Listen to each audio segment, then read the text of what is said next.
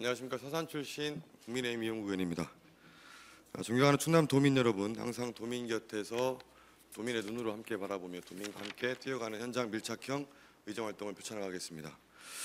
오늘 제가 이 자리에 선 것은 도민의 기본권, 그리고 생명과 안전, 그리고 교육받을 권리가 충실히 보장되어 있는지 이 자리에서 두 가지 주제를 가지고 말씀드리고자 합니다. 첫째는 소방청사 보강계획 중 서산 소방서를 비롯하여 도내 소방서 이전과 신축 문제, 그리고 둘째는 근본적으로 해결이 안 되고 있는 충남 학생들의 통학 여건 개선 문제입니다. 첫째, 서산 소방서 이전 문제입니다. 서산은 인구 약 18만 명이 거주하는 충남 서해안 중심도시이자 국내 3대 석유화학 산업단지로 불리는 대산 석유화학단지가 자리한 국가기관 산업의 핵심 지역입니다. 항만과 서해안 고속도로, 향후 예정된 공항까지 대외적 교통 물류의 거점으로 발전하고 있습니다. 그러나 이처럼 복합적 재난 위험 요소가 높은 지역에서 35년 넘은 노후 소방청소가 여전히 방치되고 있습니다. 현 청사의 이전 계획은 노후보다는 도심의 중심에 위치한 소방서의 입지가 출동, 사이렌의 민원, 도로 정체, 출동 소요 시간이 지연되는 걸 방지하고자 아마 계획이 반영되었을 겁니다. 추가로 주차 공간 부족, 행정 서비스를 받아야 할 시민들의 불편함, 그리고 소방관분들의 근무 환경은 말할 것도 없습니다. 인력은 늘고 장비는 많아졌지만 건물은 과거 그대로여서 현장 지휘, 통제 기능 등이 제 역할을 하는지는 사실 잘 모르겠습니다. 2020년 롯데케미칼 공장 폭발 사고, 2019년 하나토탈 유증기 사고, LG화학 페놀 유출 사고, 2018년 롯데케미칼 BTX 공장에서 발암성 물질인 벤젠이 누출되는 사고 등 해마다 크고 작은 사고가 끊이지 않고 있는 일입니다. 단지 내에서는 화학 관련 기업들이 다수 입주해 있어서 화학물질 관련 사고가 잇따르는 만큼 이를 지켜보는 주민들은 불안할 수밖에 없습니다. 실제로 2019년 대산 석유화학단지 화재 당시에 소방서가 즉각적이고 충분한 대응을 하기 어려웠다는 점은 언론에서 보도된 적도 있습니다. 지사님, 소방기본법 제6조는 지사님으로 하여금 관할 지역의 특성에 맞는 소방 업무 종합계획이 수립하도록 하고 있습니다.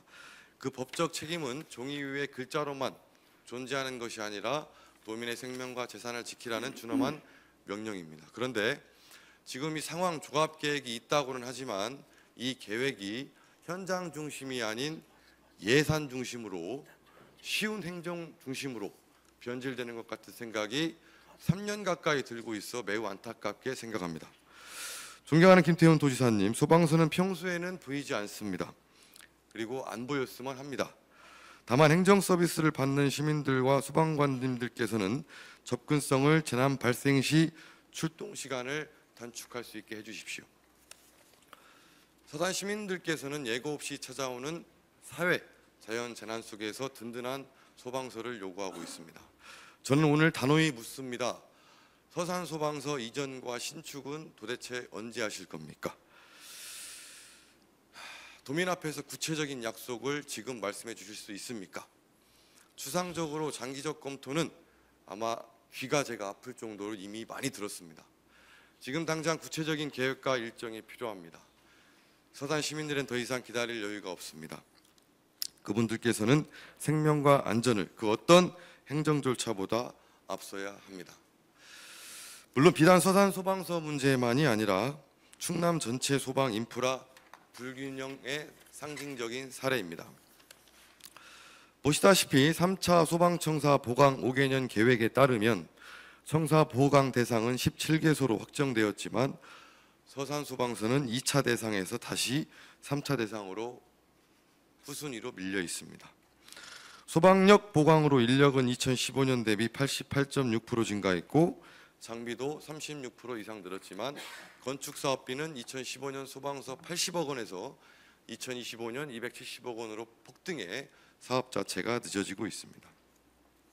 결국 앞서서 말씀드린 것처럼 시민들은 현장은 뒤로 미루고 시민들의 현장은 뒤로 미루고 행정 절차와 예산 문제만 앞세운다는 비판을 받기가 어렵습니다. 피하기 어렵습니다.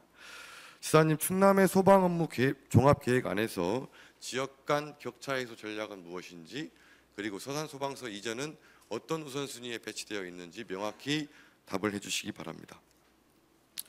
그리고 두 번째로 말씀드린 사안은 충남 학생들의 통학 여건입니다. 저는 현장에서 학부모들의 간절한 목소리를 수도 없이 들었습니다. 현재 상황을 간략히 말씀드리면 버스를 타고 싶은 학생들은 버스가 없어서 못 타고, 버스가 있다 해도 아침 이른 시간 혹은 붐비는 시간에 무정차도 빈번하게 발생합니다. 물론 충남교육청에서는 초등, 중등은 기준에 따라서 통학 차량을 운영하고 있습니다. 기준에 못 미치는 학교의 학생들은 시내버스와 부모님들이 데려다주는 등 매년 졸업할 때까지 수년간 반복되고 있습니다. 현재 충청남도가 추진 중인 충남형 알뜰 교통카드 사업은 학생들의 이동권 보장과 대중교통 활성화라는 측면에서 매우 뜻깊은 정책임을 높이 평가합니다. 6세부터 18세까지 모든 학생들이 시내 농어촌 버스를 무료로 이용할 수 있도록 지원하는 정책은 전국적으로도 의미 있는 시도라고 생각합니다. 하지만 초등학생의 버스 비용 지원에 대해서는 한번 고민이 필요합니다. 예산 집행에 근거가 있으며 초등학생 통학 관련 비용은 충남교육청과 협의하여 추진하되 그 비용을 버스를 타고 싶어도 못하는 중고등학생들에게 우리 도는 택시비를 지원하게 함으로써 헌법 제31조에 맞게 균등하게 교육을 받을 권리를 찾아주는 게 어떨까 제안해 봅니다. 충남형 알뜰교통카드에 적잖은 예산이 소요되는 것으로 알고 있습니다. 올해도 본예산 88억 원과 이번 추경 16억 원, 총 사업비 104억 원에 이릅니다. 그 카드로 버스를 타고 싶으면 버스를 타고, 택시를 타고 싶으면 택시를 타고, 학생들에게 등하교 시간에 조금은 여유를 준다면 어떨까요? 6학년 중학교, 고등학교, 학교 생활에 친구들과 많은 추억 등을 남길 수 있는 소중한 시간이 될 것 같습니다.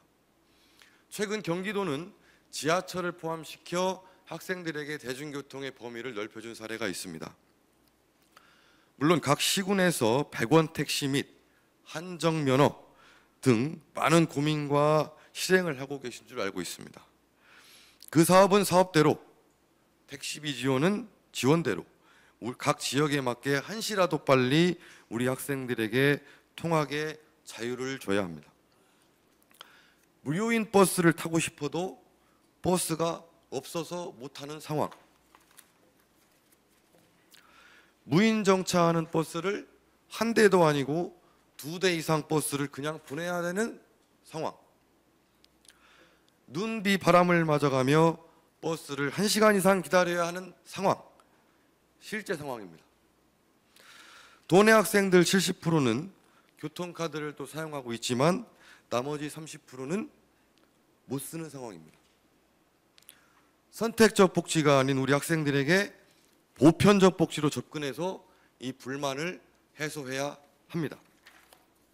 그리하여 본 의원의 생각은 이렇습니다.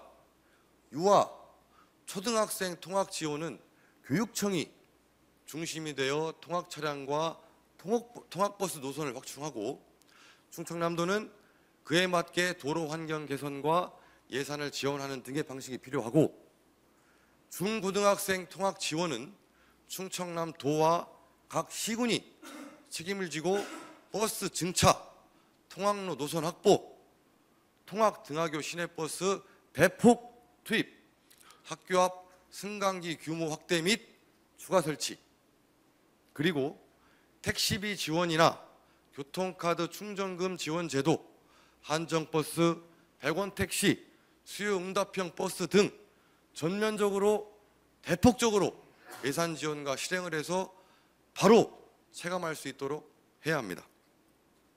이 문제는 찔끔찔끔 한 번씩 뭐 하나하나 추가하는 이런 사업으로는 절대 해결될 수 없습니다.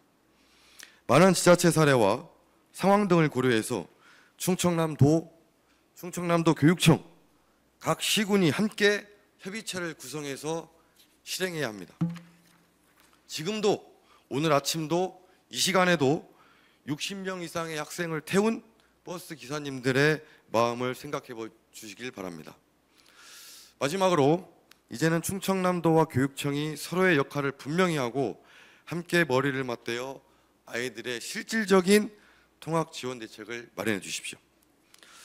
존경하는 220만 도민 여러분, 오늘 제가 말씀드린 두 가지 사안, 겉으로는 다른 사안처럼 보이지만 사실 하나의 공통된 질문을 던지고 있습니다.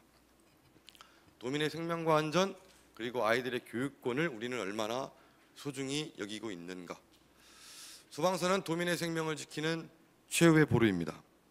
통학 지원은 아이들의 꿈을 지켜주는 첫걸음입니다. 시사님, 저는 오늘 화려한 보고서나 장밋빛 청사진을 요구하지 않습니다. 도민들이 기다리는 것 하나, 구체적인 실행 약속입니다. 오늘은 말이 아닌 실행을 보여주십시오. 오늘은 계획이 아닌 약속을 해주십시오. 오늘은 도민 앞에 책임을 증명해 주십시오. 저는 서산 시민과 220만 충남 도민의 목소리를 담아 다시 한번 마지막으로 촉구하겠습니다. 서산 소방서 이전 학생들의 통학 개혁 수준의 지원 반드시 약속해 주십시오. 그리고 반드시 실행해 주십시오. 끝까지 경청해 주셔서 감사합니다. 이영우 의원님 수고하셨습니다.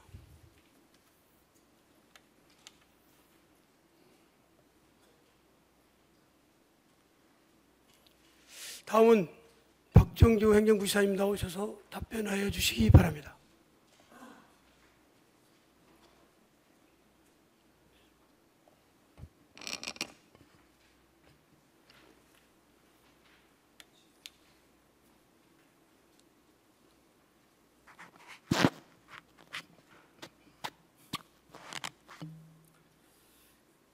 행정부지사 박정주입니다.